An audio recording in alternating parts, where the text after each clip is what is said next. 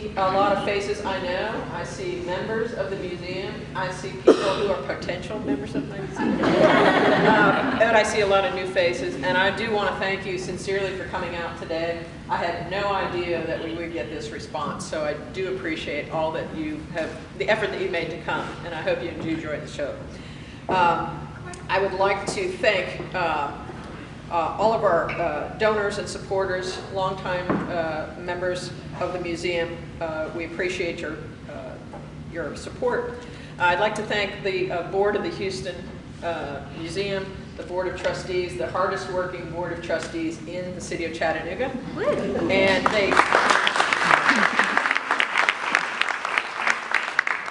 whenever I come up with an idea, they jump right behind it, and they're not sure what I'm going for, but we eventually work it out, and it usually turns out pretty neat. So you're all part of kind of an inaugural thing for us to step out into the public like this. So that's another thing I'd like to thank the trustees for their support. I'd also like to thank UTC for their sponsorship of this event.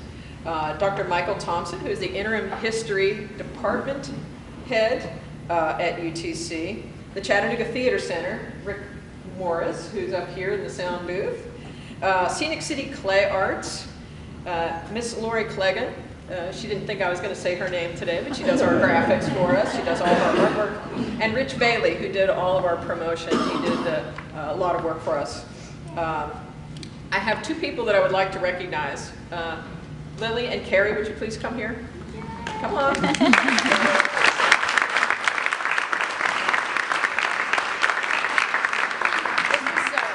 This is Lily Waters, and she is our outreach coordinator. So she goes into schools and she teaches children and teaches classes and does things on behalf of the museum. And Carrie Ayu is our collections manager. And I don't know of very many museums in town that have an actual collections manager. But she tells me how to treat the objects and teaches me to be a better director as far as handling things. And she's taking care of our database. So I would just really want to recognize them. If Lily is my left hand, Carrie is my right hand. So we don't lose that.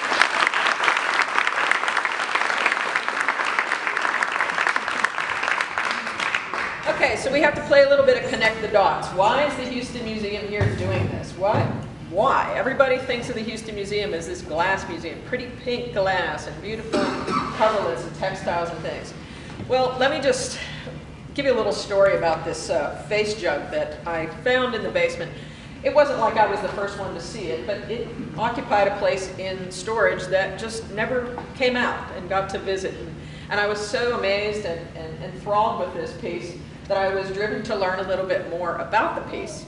I connected with some friends in Alabama who are experts on Alabama pottery. If you look into our database, this face jug that we have on display in the lobby, if you haven't seen it, is very rare, very exquisite. But as soon as I talked to these people in Alabama that are experts on pottery, where our database indicated that it was an Alabama piece, they said, oh no. Oh, no, no, no. Within about an hour, less than an hour, I had no less than 4 experts telling me that this was a Edgefield plantation face jug created by a slave anywhere from 1861 up to 1867, somewhere in that time frame. And at that point, they said there was only about 149 pieces known. And we have number 150. So this is an exceptional and rare piece. And we want to share it with the people of Chattanooga. We want people to understand what it is that we have and how we treasure it and how we hope that you'll come by and see it and come look at it. But I'm kind of missing a gap here. When I discovered about the face jug, where it came from, I immediately did what everybody else did. I Googled it. I started looking on the internet. What is this about? And I run across our guest, Jim McDowell. And I watched a video that he had been a part of, and it was a PBS History Detectives piece. And Jim described what the face jug's purpose was and what that was all about. And I'm not going to step on that. I'm going to let him tell you all about it. But I was so fascinated. Lily and I talked about it. We said we've got to get this into our education program. So we did that as well. And then I go back to Jim and I said, Jim, can you come to Chattanooga and talk about this? And so he was thrilled to do so, and that's why he's here. So I would also like to talk one more time, you don't hear it enough probably, but about Miss Anna Safley Houston, who was the founder of our museum. She deserves the credit for her entrepreneurship, her business acumen, her interesting way of looking at things, what she could see. She saw things of value. She saw things. She was a visionary. And so I like to give Miss Anna credit because we don't always hear the kindest words about her. We hear kind of tabloid type things, but she is a great person, and I just want to express my thanks to her. Anybody that have one of these in their wallets or their bags? If you have a cell phone, please be kind and turn it off right now or silence it. I'd like to introduce to you Dr. Michael Thompson from UTC.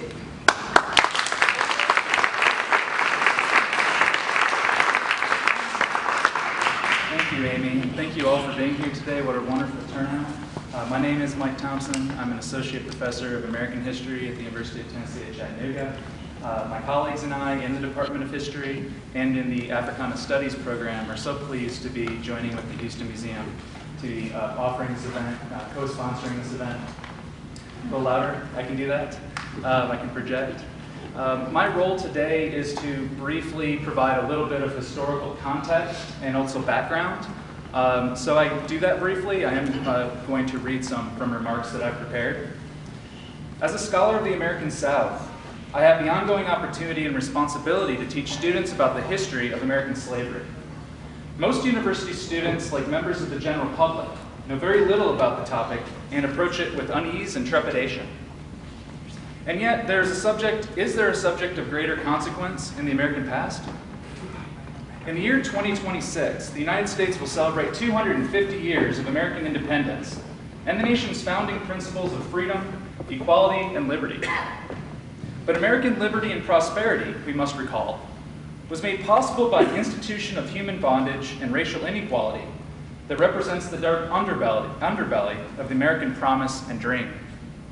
Next year, the United States will mark another anniversary that most Americans would much rather ignore, forget, or deny altogether. In 1619, nearly 400 years ago, Africans were first sold to American colonists near Jamestown, Virginia. In the decades surrounding the turn of the 18th century, Maryland and Virginia tobacco planters and farmers shifted their predilection for white and European indentured servants in favor of the mass purchase of black African slaves. Farther to the south, meanwhile, a new English colony of Carolina was established in 1670 at what is now Charleston, South Carolina. From this colony's creation, planters from the English sugar island of Barbados relocated to Carolina along with their black bondsmen, whose labor was forcibly exploited for not only the herding of cattle, exchange of deerskins, and production of indigo, but also the cultivation of rice, the agricultural and cultural knowledge of which was transported along with these Africans' bodies in the transatlantic slave trade. By 1708, Africans and people of African descent comprised a majority of South Carolina's population, and by the 1730s, there were twice as many blacks as whites residing in the colony. Scholars estimate that somewhere between 400,000 and 600,000 slaves were imported into the British North American colonies, a relatively small proportion of the 12 to 15 million blacks expropriated from Africa and then dehumanized and commodified in the horrific tight packing of the infamous Middle Passage to the Americas. At the time of the American Revolution, racial slavery existed in all 13 colonies. But in the aftermath of American independence, the institution of human bondage became increasingly peculiar to the southern region of the new United States. Despite the federal government ending the legal importation of slaves from Africa in 1808, the enslaved population in the United States increased from 1.1 million in 1810 to 3.9 million in 1860, the eve of the Civil War and emancipation. In those antebellum decades of the early to mid-19th century, with the inflow of new Africans shut off and the nation's black population gradually shifting from predominantly African to majority American-born, many of the enslaved struggled to preserve African cultural practices, ranging from clothing and cuisine, music and medicine, to religious beliefs, language, gender norms, and historical memories.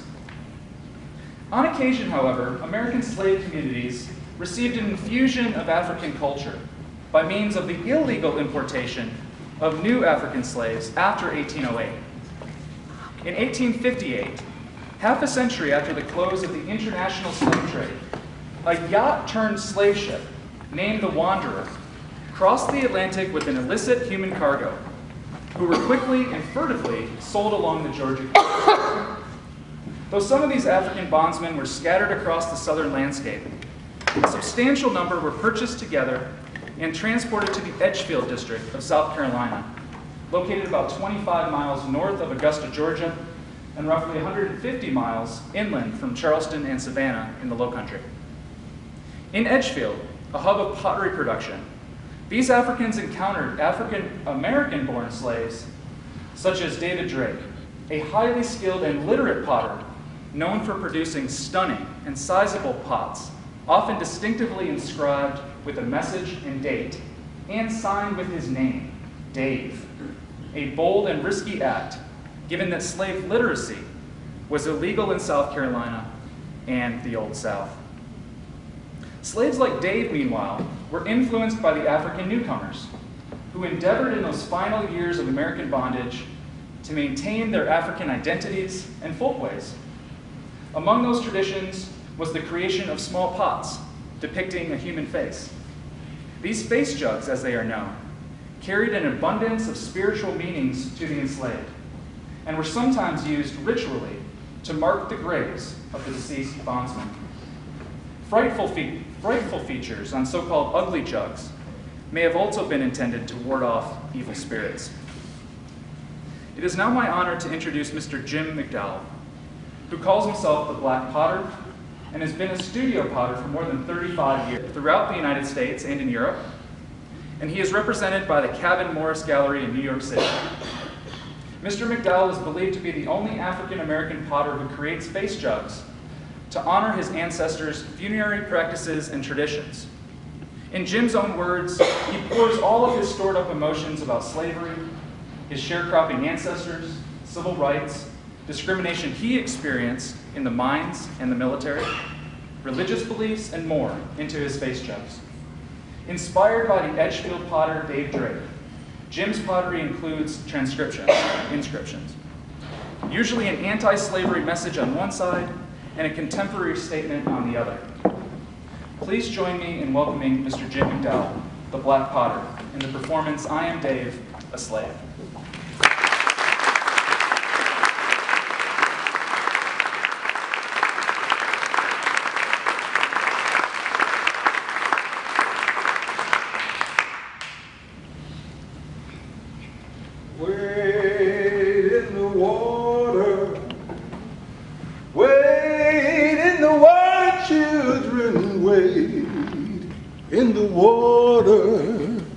God's gonna trouble the water. I say wade in the water.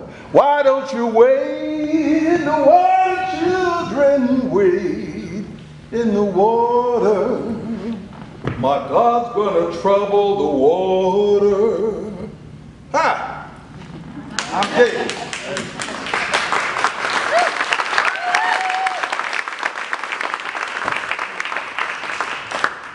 I'm a slave. I'm country born. 1801. My first owner was Mr. Drake. I never knew my mother or my father. See, they took us away from the children, from the people, so that they could work the fields. So what I did was, I was raised by Granny. She had about 14, 15 of us. We didn't even get no clothes. And when they fed us, they put it in a trough, and we just like little piglets getting in the food. About 5 years old, I started to get interested in this clay. Mr. Drake used to let me do things.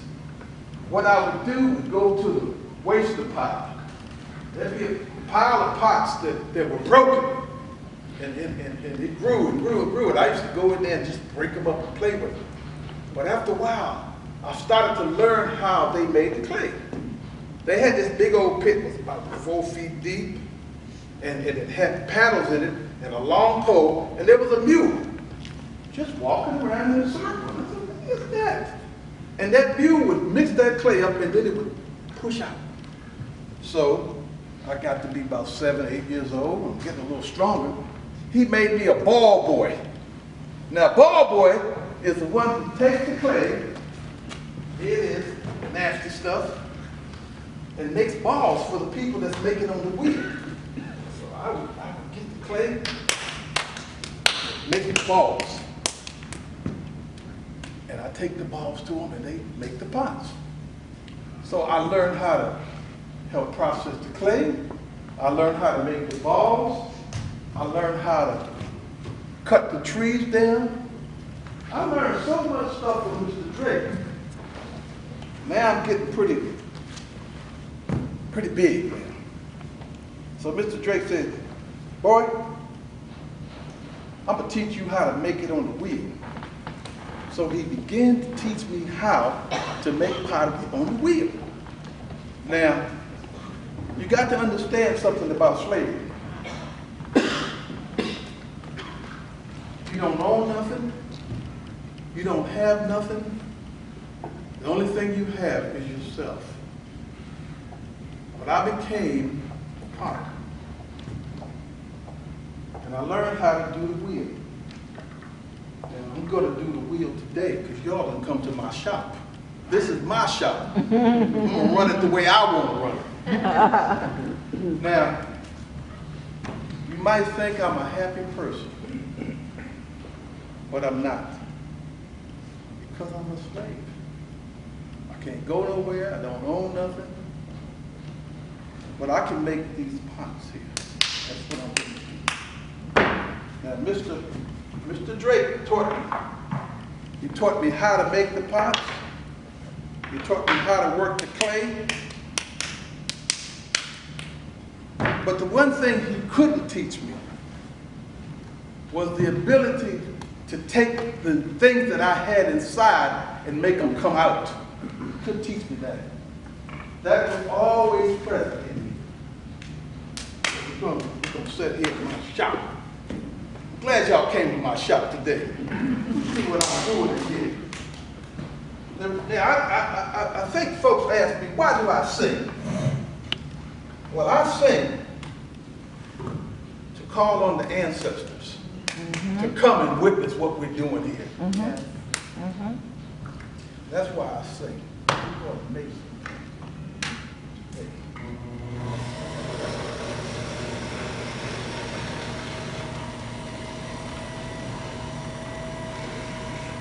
Now, started this wheel thing. I was probably about 14, 15 when I started. And I got to be pretty good at it. And as I got good, things started happening. I said my first owner was Mr. Drake. Well, slaves get sold every now and then. So Mr. Drake and Dr. Landrum, they got a hold of a contract, and I was sold to Dr. Landrum. Dr. Landrum was another owner, but Mr. Drake was the one who taught me all about the wheel. But Dr. Landrum was the one that taught me some things that was not lawful for a slave to learn. He taught me to read and write. Can you believe that? He taught me something that was a capital offense in the time. So I learned that. And I learned from him that another thing that Mr. Landrum or Dr. Landrum had, and I'm jumping ahead in the story, he had a newspaper called The Hive. And The Hive was a newspaper that talked about nullification. They were talking about ended slavery back then. But I didn't know anything about that. I was a slave. I wasn't supposed to be able to do anything, make this pottery. And as I learned how to make the pottery and learned how to read and started to grow and started to feel, I realized that the dark night of slavery ended for me. Because now I can find out what has happened all over the world. And I've read everything I could and learned and read and thought. But over the years, I became the cash crop. Now you know cotton was king down in the South. South Carolina, Louisiana, Georgia. But after so many years, the soil got depleted. And so now they're going in tobacco and peanuts and all that kind of stuff. But in Edgefield, South Carolina, where I was born, where I was raised, things started happening. Mr. Landrum had a pottery in a little town called Pottersville, down in Edgefield. And they had itinerant white potters would come in there. But then what happened was they would leave because they could make more money working for themselves. Guess who they kept? Guess who stayed? Guess who never left? Me. I became the cash crop. I became the one who made the pots and did the writing over. Now, I'm jumping ahead in the story. But because I could read and write, every day I'd go to the shop. They would tell me what the list was. What you got to make today. What you going to do. So I would start off making things like this, which is a mug or a pitcher. Start off this way. Stop the wheel. And then we do the spot. Do the spot. Cut it loose.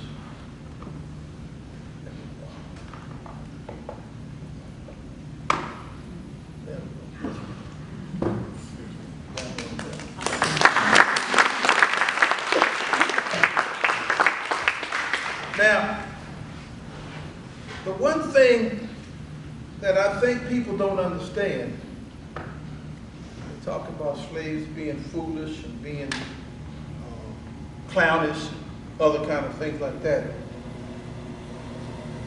Slaves want to be invisible. They don't want you to see me. They don't want you to know me. They don't want you to be familiar with me. So they would do everything they could to disappear into the woodwork. I could not. I could not disappear because I was the cash crop. They made a lot of money off of me. But another strange thing happened to me. My anger, and with my other things, I began to show my anger. I belong to Mr. Biles, where the oven bakes and the pot bows. I wrote that on the pot. I belong to someone. They own me. Lock, stock, and barrel. And I had to write, I had to put it down. I told you it was against the law to write the name of yourself, to be able to read and write. But I started to do this. Anyone ever talk to a slave about this? Became an artist. You became a person that had feelings, and you expressed them feelings not just in the work, but in the words that you put on the pocket.